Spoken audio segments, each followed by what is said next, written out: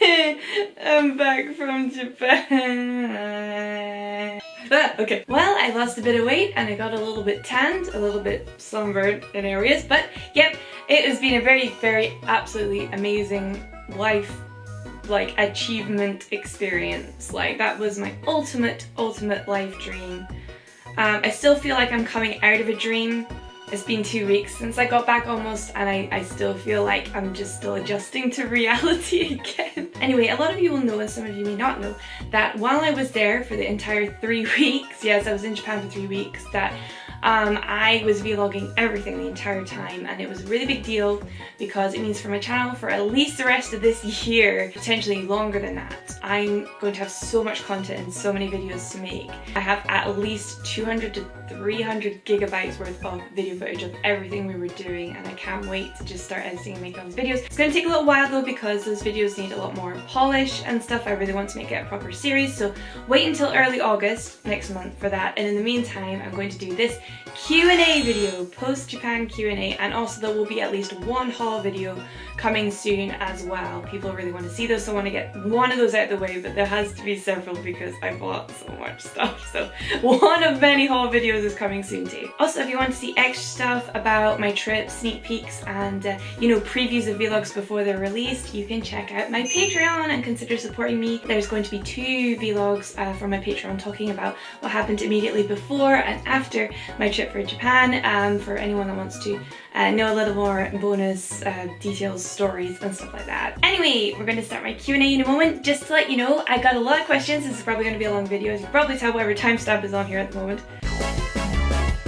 Obviously, I won't be answering repeat questions, so I'm sorry if I don't answer yours. It probably means I've answered someone else's. I'm not going to be answering general travel advice or recommendations questions for this Q&A. That will be a separate video or 2 or 3. Also, I won't be answering things like, did you go to this specific place, or did you do this specific thing? That's going to be more like obviously shown in my vlogs and photos on my social media. Follow my Facebook, Instagram, Twitter or Tumblr. I'm slowly posting pictures of what I was doing in Japan. I'd rather just show it rather than just talk about it in this video, and it'll cut some time out as well. So please just wait if you're wanting to know what I've been doing. So yeah, apologies if your question wasn't answered today. Nothing personal at all, but we're gonna get started. I have a lot to get through anyway. Also, I don't know why I'm still holding this. I just really wanted some magical girl ones while I was in Japan. So just put that down for now. Okay, on to the questions. How long did it take to plan and organize your Japan trip? It took almost exactly 2 years, even more than that if you count when I first started probably thinking about trying to get to Japan, but proper planning started autumn 2016, so I've been keeping that secret for a really long time. Where did the bunnies stay while you were away? They stayed at home because my partner was here. Remember, I went with my best friend Jules, so my partner looked after the bunnies. But yeah, my partner, for those who don't know, my partner really doesn't like traveling. The concept of an 11-hour flight to Japan is like a nightmare for him. Also, obviously, it meant Jules and I could do all the kawaii stuff we've always wanted to do in Japan without annoying. For example, if I was doing that with my mister, he would not be up for all the things. So yeah, we got to have an amazing, super kawaii Japan trip, even though I was away from the bunnies and the mister for a really long time. But the bunnies were okay. The first week, Pudding showed some signs of depression, which is just, it was such a shame, but like she bounced back after that, and they were so happy to see me when I got home. I was so touched. I thought they would either be grumpy with me or kind of wary, like I thought I'd have maybe weird smells of me or something from being on the opposite side of the world. They were so sweet, so bless their wee soulies. While you were in Japan, what was it about the Japanese culture and or customs that you particularly enjoyed the most? That's an easy one. For me, it's definitely like what is ingrained in Japanese culture, and Japanese people will tell you this, like it's a centuries old concept in Japan that you are supposed to keep the harmony socially around everywhere, keep like everyone feeling good and happy, make sure everyone is okay and the atmosphere is good, basically. Keeping the harmony. I really appreciated that. Especially as someone, I'm really sensitive to making sure everyone's like good and okay when we're in social groups and social situations, like, and I feel like just mentally everyone in Japan is on that mode by default. And it even got to the part where I just like felt like I wasn't keeping up, like, you know, when I'm in a queue, and Tokyo is very fast paced, so like if I was in a queue and I'm a bumbling foreigner, I was like really subconscious at how like I was holding people up in the queue. and trying to be as fast as I could to get out of the queue. Like everyone's like that all the time in Japan, just constantly. And there's a real like feeling like even if people have a fake smile, which I heard some people when they go to Japan they don't like the fakeness. I just really appreciated it. I know there are some problems with it, but in terms of problems we have with some social things here, I think Japan works very, very well with that, with their keeping concept. So I really, really appreciated that, and I really hope I could integrate a little bit with it, even though as a foreigner I was very confused and made some mistakes. I probably really did mess up the wa in some situations. Oh, obviously also I just love the service, which kind of ties in what I was saying before. Like, service is exceptional everywhere in Japan, as you know. Like the amount of service you get for just going to a shop, like literally the konbini, the grocery store, like yeah, it was almost 4 or 5 star service, you know, that you would never experience here unless you were very rich. So it was just amazing. Where did you stay during your trip? At a hotel? Yes, we stayed in a hotel because the Minpaku law passed in Japan. Our Airbnb, which we're originally going to stay at, was amazing. Airbnb looked amazing. We hadn't had any word that anything was going wrong with it, so 2 weeks before our trip we assumed, okay, it must be fine at this stage. We knew about the Minpaku thing as early as last year, and I was keeping an eye on it, but I was like, okay, surely they would have done something by now if there was something wrong. Nope! 10 days before we were supposed to leave to Japan, Airbnb cancelled our booking. It was so incredibly stressful. I made myself ill. Airbnb wiped out 80% of their Airbnbs in Japan. The entire country. The law, the Minpaku law, was there for protection of both Japanese people and tourists coming in. It was for everyone's safety. I appreciate it. Just came at a really, really, really bad time. So yes, I had to frantically book a hotel. It wasn't the best place, but I got it. It was a good hotel. It was in Akasaka, which is kind of like an entertainment nightlife district. Uptown though, different to Roppongi. It was actually very, very nice. Super friendly, lovely atmosphere. Not at all our scene. We didn't do anything in Akasaka except eat once or twice, but yeah, that was lovely. And then unfortunately I couldn't book a whole 3 weeks there because it was 10 days before we left. No one's gonna have 3 weeks free in Tokyo. Had the second hotel, which was for the last week, 2 weeks at Akasaka. The second hotel was in Kamata, which is a little outer Tokyo. It was a bit it was definitely not uptone like Akasaka. It was alright, it was totally fine, but it was just a little harder to get things every day because it's a bit further out.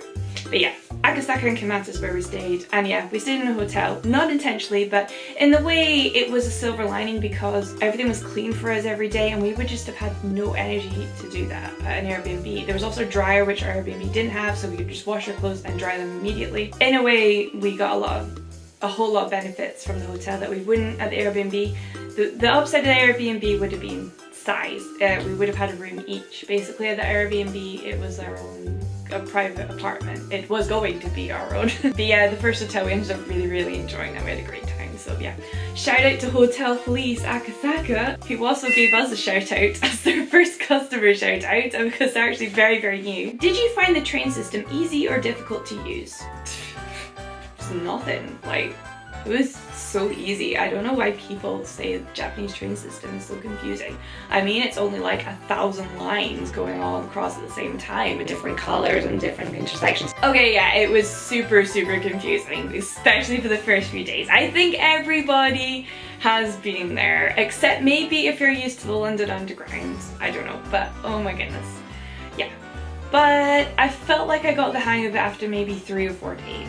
I give myself a pat on the back for that. Still confused just sometimes. I'd say the main thing that confused us constantly for the whole 3 weeks was when we had to change trains. So if we got off one train, it was more like navigating around the station. The trains themselves were fine. It was also mainly, I noticed that Google Maps is 100% always on time, bang on time, 100% correct with what trains and stuff you need to get somewhere. 100% trust Google Maps. They're amazing. So once I realized it was so accurate, I just trusted what it said and would just get on the trains it says, and it always worked. Especially when some instructions say stay on this train and keep going, even though it was like changing to a different line. It was just stuff like that, always 100% correct. What was the best food you had during your trip? I had so much lovely food in Japan, but actually not as much as I would have wanted. I was so excited to try so much food in Japan, but honestly, we're either too tired to eat out, for a dinner meal at the end of the day, or it's just too hot to be that hungry. That was something I was warned about. When you're in Japanese summer, it does kind of lower your appetite. So we weren't as hungry as we would normally be. So next time I go to Japan, I really do want to like eat more. Non-meal wise, I got really super addicted to the 7-Eleven onigiri, particularly the pickled plum ones, umaboshi. And I also really like the tuna mayonnaise ones, the ones with bonito flakes in. I had a seaweed one once, which was really nice. Oh my god, I got so addicted to the onigiri at 7-Eleven. And I'm still having withdrawal symptoms from it. I'm like craving. Okay, this is pretty embarrassing to admit. I'm going to sound like such a massive weeb, but I seriously thought your question over because someone else asked me this earlier, one of my friends, and I have to say, if we're talking about proper meals, the best meal I had was at the Pokemon Cafe. I had like Peachie omurice, so it was still Japanese kind of food, and there was like, I think there was tempura, and even the salad had like a nice fruity dressing on it. It was just an experience. It was so good. So it was still kind of like Japanese flavors and food, but it was also Pokemon. Yeah, I can't really justify it, but I think it was probably the best meal I had. Was it hard to find places to eat with vegetarian and pescatarian options? Pescatarian! Japanese diet is like mostly fish, so that was super easy. I am technically pescatarian, even though I tried to mostly eat vegetarian, and when I can, I do really like to try hard to make vegan choices in my life. But in Japan, I knew I would have to go back into full pescatarian mode. So pescatarian, there's pretty much fish, or at least some sort of fish stock in almost everything. But in terms of vegetarian eating, that was very hard because we have a joke, Jules and I have noticed, that every time you order something that's vegetable in Japan, Japan just loves to sneak in a cheeky bit of meat. A cheeky bit of meat. So luckily I'm the kind of person that's not really fussy about that. I just kind of move the meat out of the way and eat the rest. Other people are a bit more like weirded out by eating stuff that meat's touched or being cooked in, so people like that would have a harder time, but I didn't. I just moved it out of the way. Every time I ordered a vegetable ramen, it would come with a very generous side of meat, like pork. It was just so funny. It was like, oh, it's a vegetable ramen. It wasn't even pictured in the menu the first time I had it. It's like, okay. So again, I just ate around it, knowing full well probably the broth had pork in it, but you know, it was still really good ramen, and I was willing to just mentally let go a little bit in Japan because their culture is they basically seem to put a cheeky bit of meat in everything. Vegans, you're going to have a super hard time. Most vegans in Japan, they just cook their own food, so if you're on holiday and you don't have that kind of energy, it's going to be really hard. But again, I will do a travel advice video another time. Melon soda rating, 10 out of 10? Oh, 6 out of 10. Sorry, I was actually really disappointed because I was so excited to try melon soda and I found it just tasted like syrup, like fizzy sugar, like there wasn't any flavour to it, it was just sweetness. But I do love the colour because it basically looks like you're drinking fairy liquid, and that's pretty hardcore, so I definitely had it maybe 2 or 3 times. Did you see a lot of J fashion? Yes, I did, but try not to imagine it as like the 2000s stereotype of like tons of really bright colours, or what's considered an older style of Sweet Lolita, which was the over-the-top, super crazy, colourful stuff that I still wear. But that's not the current trend, and people are much more like trend savvy. I noticed in Japan, or at least Tokyo, I saw plenty of Lolitas, but they were wearing, you know, classic Lolita or classic sweet, you know what Angelic Pretty is going for at the moment, for example. I didn't see many people with dyed hair at all. That's still a big issue in Japan, where like if you want a job you can't really dye your hair unless you're one of the very few that end up being an entertainer or a model. You kind of have to have your traditional black Japanese hair to work. But yeah, it was nice in plenty of different parts of Tokyo. I saw lots of J fashion. It wasn't just Harajuku or Shibuya. Obviously there was tons in the Harajuku and Shibuya area, but other places too. Even way out when we were in Kamata, staying there, plenty. Obviously I would say maybe every 1 in 20 people. Remember, Tokyo is the most densely populated city in the world. Every 1 in like 20 people is a lot of people that are wearing J fashion. Did it really feel like kawaii Harajuku fashion is dying? Actually, it was pretty uplifting. I saw plenty of people, like I said, wearing the J fashion, but remember, it wasn't as colourful. That's not the trend at the moment. So it's a little disappointing because obviously I'm quite biased and I prefer the colourful stuff. We went to the Harajuku Fashion Walk and all the colourful people came out there. But in terms of everyday life, everyone was sticking more to the subdued colours and trends at the moment. It's very pretty, like Otomi style and Larmy style is really in at the moment, but I just don't find it as interesting or exciting as the super crazy colourful stuff. But it is better for practical everyday stuff. So in a way, it's kind of encouraging people to wear it more, if that makes sense. Wear J fashion more because it's a little more accessible and a little less like, whoa, to wear. Harajuku itself, especially the main street, Takashita Dori, is very, very tourist heavy. It has not been a hot spot for all the cool Harajuku kids to meet up for a very long time. So people need to get rid of the misconceptions. But what I noticed is when I went into some of the specific shops there, they all were! Like, I was at Closet Child, which is a second-hand Lolita store, amazing shop. They were like, just all the Lolitas were there, just shopping casually with their friends. I went to Jug Pretty, there were Lolitas there. So they like disappear off the streets and then just magically appear in the shops that are related to them. When I was at Nakano Broadway and I went to Spank, the Fairy K fashion store, there was like Fairy K girls there. They were just all there with their cliques in the places relative to their fashions. It was really interesting. It was like, where are you on the streets? Just like missing you. But they were just there, just in hiding. Favorite outfit you saw someone wear in Japan? That is so hard. I saw so many, but when I was thinking over this question earlier, I think it was a particular one that stood out to me. I don't know if she was my favorite. I don't think I could pick a favorite. Everyone's just unique in their own styles and stuff, and it's just nice to see.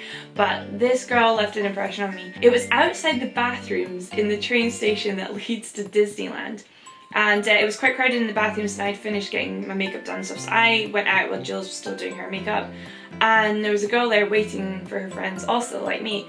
And she was like wearing this adorable, like fully baby pink pastel lily outfit, fully coordinated head to toe. It's just so precious and so like looked so perfectly immaculate and very cute and shy too. And she had this pink, like baby pink matching like Disney like suitcase. It looked like she was ready to do some shopping at Disneyland. It was really, really cute. But yeah, later I like passed and like was shy, but I kind of went up and gave her a compliment and said, oh, I usually wear Lolita fashion too, but obviously I wasn't that day. I was trying to be comfy that day. She was sweet. She was very shy but sweet. I didn't expect anything else. But I later saw her in Disneyland again with her friends and family, which is really sweet. But yeah, she left an impression on me. It's very cute. How different was it to look at Japanese fashion in person compared to online? Good question. I'd say it just made me smile. Like, it solidified, wow, this is really a thing. This has been around for decades. This is here in these shops, on these streets. This was always a thing. And you know, I just got to like touch the pieces and see all the tiny details, the lace sometimes, the fabric with glitter even. That's just the kind of thing you just don't pick up in photos or stock pictures and stuff. And it was just really nice, especially like in Jelly Pretty. I remember seeing the dresses and they just had that much more of an impact on me. Like, wow, I could actually see myself wearing this when I maybe thought I wouldn't otherwise. So it was, yeah, it was just a nice added touch of this is real. It made it feel less mystical and more of a thing that was believable and obtainable. What were some of your favorite stores? There's too many. I think in terms of like how much it left an impression on me after I left, I'd say the Spank Fairy K shop in Nakano Broadway. It was obviously very small, but it didn't matter because it was like, it looked like a little pastel portal to Magic Dreamland in the rest of the shop. And I bought so much stuff there because I'd been waiting to shop there for about 6 years and they don't do overseas shipping, so I just had to wait. And another amazing shop right next to Spank actually in Nakano Broadway was a shop called Mandarake Plastic. Mandarake is like a really big company that sells bunches of retro secondhand geek stuff, or just secondhand geek stuff in general. But Mandarake Plastic specifically was for girls' toys, and they had an entire section, I kid you not, of 80s and 90s Western girl toys. We're talking 80s My Little Ponies, Polly Pockets, Keepers, Strawberry Shortcake, stuff like that, all just lined up in this one place. It was like you just gone back in time and seen all these toys out on the shelf. It was amazing. And there was all these old Care Bear plushies and Puppy Surprise. It was just everything. I actually didn't buy anything even though I was so tempted because I'm like, I'm in Japan, I'm not here to buy Western toys. I could do that on eBay, so I didn't, even though it was so tempting. But on the other side of Mandarake Plastic was all like magical girl anime Japanese stuff. So it was like Sailor Moon, card captors, Precure. They had this huge Precure section and I freaked out, so I did buy from there. It was amazing. And of course I went to Angelic Pretty in La Forêt. That was such a magic experience. Just like, it was very surreal actually. I was a little bit like, whoa, the whole time because I couldn't actually believe I was there. But obviously that was a huge highlight for me as well. Did you find any hidden gems of places you didn't plan to happen upon but somehow did? Yes, in Kamakura. In the evening we had free time, like we'd done the main things we wanted to do and we just wandered around and we came across this shrine in this garden area and it was so beautiful. There was like this huge lake with giant lily pads on it. It was so beautiful. I can't remember the name of the shrine, so I'll write it here. But yeah, it was a beautiful experience, very calming and a nice way to end when the sky was like twilight, and it was lovely. Did you bring all the cash you spent with you, or were you able to use a card or ATM there? I brought some cash, including, very kindly, a bunch of cash my friends gave me for my birthday. They were like, go spend on something nice, so thanks sugar friends. But yeah, I had that on me, and then once I got to Japan I was basically planning to just use my card because I knew my debit card works in Japan and you use it on the ATM machines in 7-Eleven, and the minimum you could take out is 10,000 yen, which is about 70 quid, so that's, you have to be careful about how much you're taking out. But yeah, the ATM machines were fine. I never had my bank freeze ever when I was in Japan, which I was expecting to happen because my bank doesn't do travel flags anymore because apparently they're useless. A lot of banks have said that the travel flags don't work half the time, so some of them have just stopped doing it. That's what basically was the gist of it. And so what I did was on my Skype, I set up a temporary subscription to let me call UK landlines from my Skype app via Wi-Fi in case I needed to contact my bank and then to lift up the freeze in my account. So that was sorted if anything went wrong. Nothing went wrong. I can't guarantee that for everyone else, but you can use my method if you want to be, know how to handle it if anything goes wrong there. One reason this person's asking this question, I imagine, is because they want to know if Japan is still very much a cash-based society. It is. You pay for most stuff with cash. I bought an expensive Angelic Pretty purchase. I did that with cash. Some places do let you use your card including that place, but you'll just have much better luck just using your cash. It's a very, very safe city. It is voted the safest city in the world. Just don't be stupid with your wallet and stuff. Obviously, it's not unusual to carry around a lot of notes on you. Your card can work with some major retailers, but I never bothered. I just felt better not causing an issue because I knew cash would always work, obviously. My speaker card, which is used for the trains, same as the Passmo card, that could be used on some vending machines and apparently some convenience stores. Again, I didn't bother because I was trying to save the cash on that for trains. I did try on the vending machine once or twice, but that was fun. But again, to top up your speaker card, most people use cash into the machine. Did you have any trouble communicating with anyone? If so, how did you work around that? Some of you will know that for the past year and a half I've been studying Japanese. I am at post-beginners level, just. So I know beginner's Japanese, but obviously my sentences are still very limited when speaking and I'm still very slow at translating what someone's saying to me, so I can speak faster to someone than I can processing what they're saying to me. But having said that, I had full conversations with Japanese people regularly. A lot of people were like saying, wow, your Japanese is really good, how long were you studying? Which really flattered me because I heard that Japanese don't really compliment you in Japanese, which I wasn't expecting. It's going to be broken in beginners anyway. But I got a lot of compliments and it made me feel like, oh my gosh, this has been so worth it. I'm so glad I can have this moment where I'm talking to people in Japanese and having a good time. It was really, really nice. So for the most part, didn't have any communication issues except a bit like, maybe having to repeat myself or asking them to repeat themselves so I can like listen again. Yeah, that was fine. A few communication errors. I think it was like the night in the Kamata hotel, second hotel, they forgot to refill our toilet paper when we came back one day and I was really ill, so Jules had to go down to the reception and like, she didn't know Japanese, so she had to like show a picture of toilet paper on her phone and the receptionist immediately knew what she meant. It was so funny. Yeah, if I can never properly communicate, there was always the option, I didn't really have to do it, but write on Google Translate and translate it into Japanese. Double check it works by translating it back and then show them the Japanese message. Yeah, and then they'll know what to do. Was the weather cold or hot? Aha! Well, we were there from mid-June to the end of the first week of July, which means it was Japanese rainy season, and that is the start of Japanese summer. So when we came there, the average was about 26 degrees Celsius. And then by the end of it, we were getting an average of, feels like, as in the true temperature, would usually be like 38 degrees Celsius. We were prepared for this, by the way. We knew about the Japanese summer as being really intense, and that's why we purposely made sure we left before mid-July, which we just dodged the bullet of this massive heat wave that Japan's been getting at the moment. As an example, it gets so much hotter and more unbearable from mid-July onwards, especially in August. So we skipped that and while it was hot, I like hot. I really like warm temperatures a lot more than almost everyone I know in the UK. People in the UK say like 18, 17 degrees Celsius, perfect hot temperature, which I think is insane. For me, it has to be at least 24 degrees Celsius to be considered warm or hot. So like 32 degrees Celsius to me, which was like the temperature in Japan, but then you have to add on like 4 degrees because of the humidity, which makes it more like, again, like 36 degrees or something. But like, I'm fine with that. I would definitely have moments where I was like sweating down here and the hottest days, but that was usually if I had to push myself, rush around. But when we're just like chilling, I don't mind the heat, but I know I would mind later on the worst Japanese summer, but this was okay.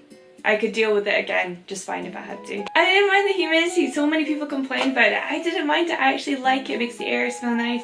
And it was good for my skin. My skin gets so dry anywhere else. I feel like I'm a tropical rainforest frog that likes the heat and the humidity. My hair, not so much though. Did you see anything like fireworks? Ah, we were supposed to. 4 days we could have seen fireworks when we were in Japan. 4 days we were going to see fireworks. Every one of them too windy, so they were cancelled.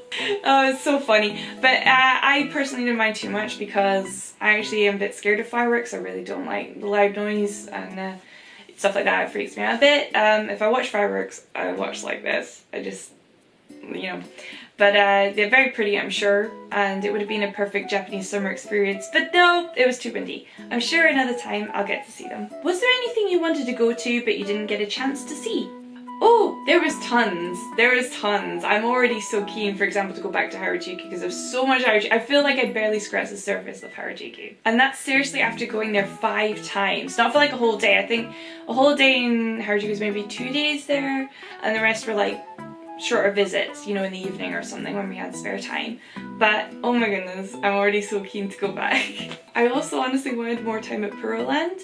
And also we were very lucky to get into the Studio Ghibli Museum, but also I could only get a later slot, so 4 hours was not enough for the Studio Ghibli Museum. Some people say they can do it in like 2 or 3 hours. What? We didn't get to see like half the exhibitions. So it's all just motivation to go back again. You didn't make a contract with a certain cat-like creature on your trip, did you? Eh? Contract? No, I didn't do anything like that. I guess, I suppose, I mean, Kyubey, that little white thing, he kind of looked a bit like a cat. More like a bunny with a dog's tail, to be honest. Now, he did give me this sweet ring, though. I mean, there was a lot of light effects and stuff when he gave it to me, which was a little weird. And I kind of felt like my soul was being ripped out. Pretty sure it's not a contract. Probably like a pyramid scheme or something, I don't know. Is there anything you wish you'd known or done before going? Because I was planning the trip for so long, 2 years, I pretty much got everything right. Thank goodness. Like, nothing really surprised or shocked me about Japan, which I think is probably quite rare. I think for most people they wouldn't be researching so obsessively in depth about stuff, especially for example for the weather. A lot of people are shocked by the Japanese weather even in June. I wasn't. I was prepared, warned Jules what to do and stuff.